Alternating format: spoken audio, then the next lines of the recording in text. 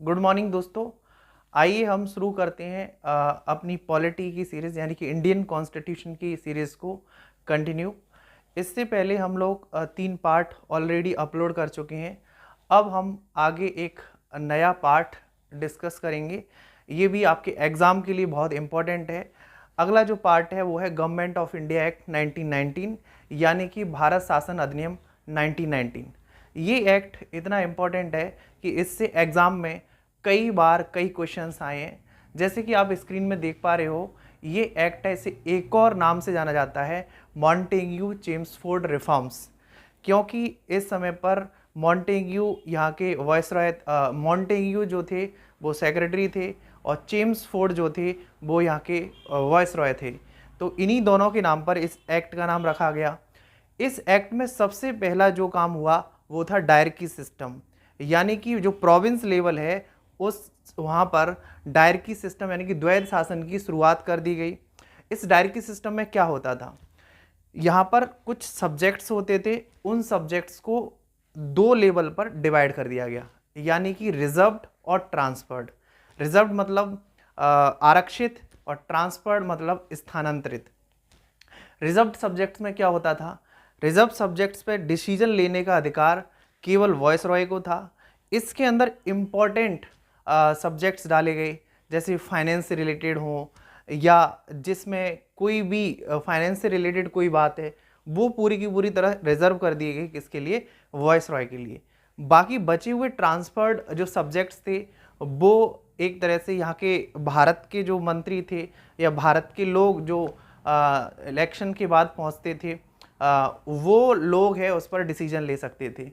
तो इस तरीके से पावर्स 2 हिस्सों में डिवाइड हो गई थी। एंड इस एक्ट के अंदर पहली बार कुछ वुमेन्स को, कुछ महिलाओं को वोटिंग राइट्स भी दे दिया गया। लेकिन ये वोटिंग राइट्स कोई यूनिवर्सल नहीं था, ये वोटिंग राइट्स लिमिटेड था, कुछ ही महिलाओं को ये वोटिंग राइट्स दिया गया।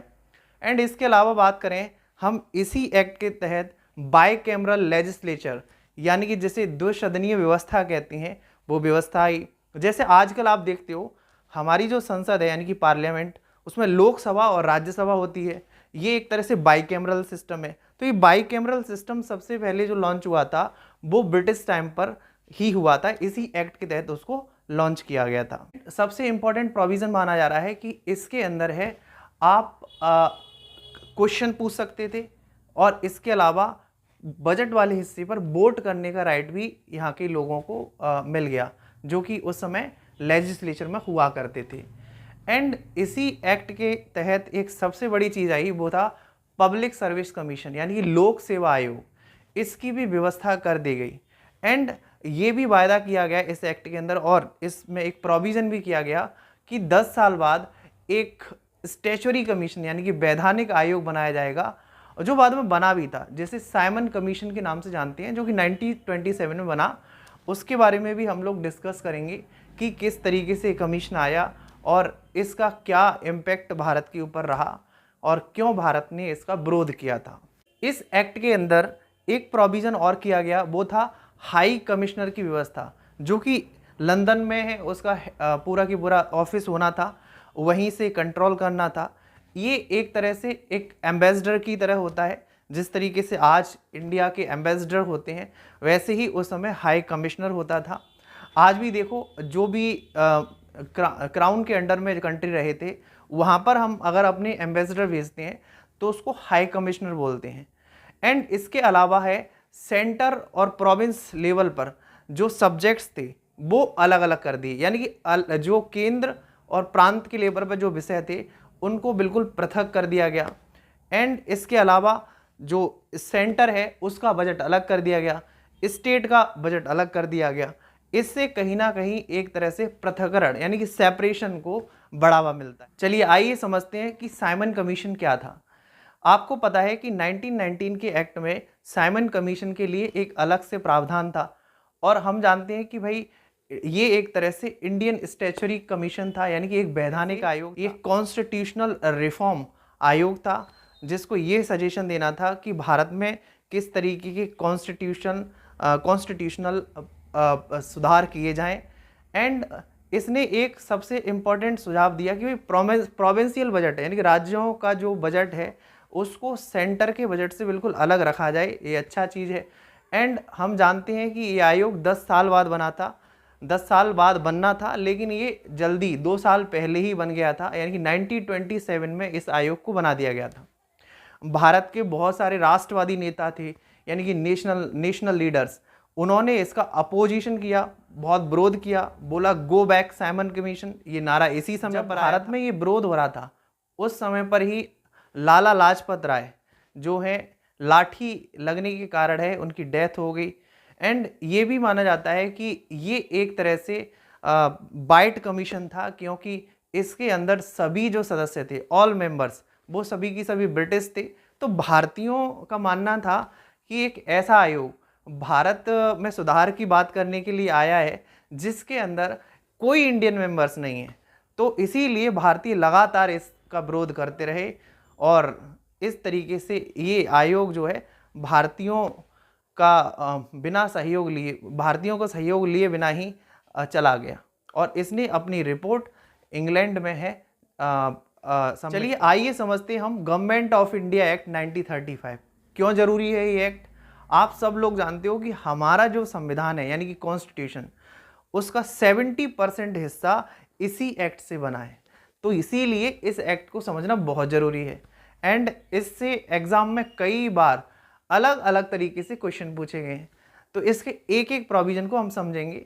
सबसे पहली चीज़ तो ये थी, इस एक्ट में है ये एक तरह से पूरे ऑल इंडिया लेवल पर एक फेडरेशन बनाया जाना था, यानी कि अखिल भारतीय संघ की स्थापना होनी थी।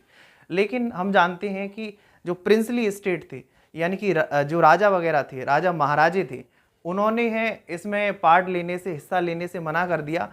इसीलिए कभी भी ऑल इंडिया फेडरेशन बन ही नहीं पाया। एंड यही एक्ट था जिसमें 3 लिस्ट बना दी गई, जिसको हम बोलते हैं federal list, provincial list and concurrent list. Hindi में जिसको हम कहते हैं संघीय सूची, प्रांतीय सूची, संवर्ती सूची। एंड इसके अलावा माना जाता है कि प्रांतों यानी कि प्रोविंशियल ऑटोनॉमी इस समय पर दे दी गई, यानी कि प्रांतों को स्वायत्तता दे दी गई। एंड इसके अलावा इसी समय ऐसा माना जाता है कि जो डायरकी सिस्टम था सेंटर के लेवल पर, वो लाया गया और प्रोविंस के लेवल पर जो डायरकी सिस्टम था उसको ख़त्म कर दिया गया। यानी प्रांतों के लेवल पर जो पूरी की पूरी द्वैध शासन व्यवस्था थी उसको है ख़त्म कर दिया गया और केंद्र के लेवल पर जो व्यवस्था थी, आपकी द्वैध व्यवस्था थी, उसको लेकर आया गया। यानी कि केंद्र पर डायरकी सिस्टम को लागू बात करेंगे कि भाई किस तरीके से बाइकैमरलिज्म यानी कि द्वै सदनवाद 6 प्रांतों में देखने को मिलता है। वो कौन से 6 प्रांत थे जहां पर बाइकैमरलिज्म आया? एक था बंगाल, बॉम्बे, मद्रास, बिहार, असम और यूनाइटेड प्रोविंस। यहाँ पर द्वै सदनवाद लेके आए। एंड इस समय पर ऐसा भी माना जाता है कि इस समय पर काउंसिल ऑफ इंडिया को ख़त्म कर दिया गया और एक नया फेडरल पब्लिक सर्विस कमीशन इस समय पर प्रोविंशियल पब्लिक सर्विस कमीशन भी बनाए गए। एंड आप जानते हैं कि इस समय पर सबसे अच्छा प्रोविज़न जो किया गया वो था 1937 में एक फेडरल कोर्ट बनाना, जो बाद में जाके हमारा आज का सुप्रीम कोर्ट बना था। 28 जनवरी 1950 को हमारा आधुनिक सुप्रीम कोर्ट बना। एंड इसके अलावा हमारी रिजर्व बैंक ऑफ इंडिया भी इसी एक्ट से बनाई गई थी। एंड इसके अलावा ये माना जाता है कि जो हमारा पड़ोसी देश है बर्मा, जिसको म्यांमार भी कहते हैं, उसको बिल्कुल इंडिया से सेपरेट यानी कि अलग कर दिया गया। एंड जो वॉइसरॉय था उसके पास रेजिडुअल पावर्स दे दी गई, यानी कि अवशिष्ट शक्तियाँ दे दी गई। एंड इस एक्ट के अंदर 321 सेक्शन थे और इसके अलावा 10 शेड्यूल थे। ये एक्ट एक बड़ा एक्ट था और इस एक्ट में कई सारे ऐसे प्रोविजंस थे जिससे सीधे सीधे हमारा संविधान जो है। आइए अब हम बात करते हैं इंडियन इंडिपेंडेंस एक्ट ऑफ 1947, यानी कि ये एक तरह से स्वतंत्रता अधिनियम है। इससे है भारत में ब्रिटिश रूल बिल्कुल ख़त्म कर दिया, ब्रिटिश शासन का अंत हो गया और इंडिया का जो पार्टीशन था उसको भी एक्सेप्ट कर लिया गया। इसके अलावा जो ऑफिस ऑफ वॉइसरॉय थी, वॉइसरॉय का पद ख़त्म कर दिया गया, सेक्रेटरी ऑफ स्टेट का पद ख़त्म कर दिया गया और ऐसा भी प्रावधान किया गया जब तक नया संविधान, न्यू कॉन्स्टिट्यूशन नहीं बन जाता, तब तक गवर्नमेंट ऑफ इंडिया एक्ट 1935 से भारत का एडमिनिस्ट्रेशन, शासन चलाया जाएगा। पूरी की पूरी व्यवस्था इसी एक्ट से देखी जाएगी। हम जानते हैं कि हमारे जो फर्स्ट गवर्नर जनरल जो थे वो लॉर्ड माउंटबेटन थे, और इन्हीं के समय पर भारत का विभाजन हुआ। इन्होंने ही भारत के विभाजन की पूरी जिम्मेदारी निभाई। बहुत बार इंग्लैंड गए, इंडिया आए, तो काफ़ी कुछ इनके जो रिश्ते थे नेहरू के साथ अलग अलग तरीके के रहे, लेकिन इनकी काफ़ी इम्पोर्टेंट भूमिका थी भारत की इस तरीके की पावर ट्रांसफ़र में। तो आज के लेक्चर में हम यहीं समाप्त करते हैं। और अगर आपको वीडियो पसंद आए तो लाइक करिए, शेयर करिए और सब्सक्राइब करिए। Thank you.